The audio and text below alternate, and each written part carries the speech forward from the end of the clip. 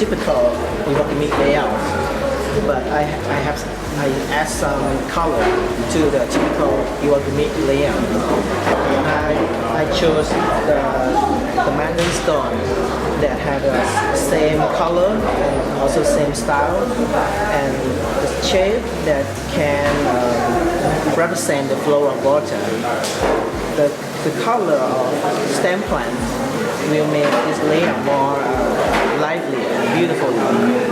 If you have opportunity to visit Niigata, please come to ADAview Gallery and visit to look at the more beautiful nature aquarium.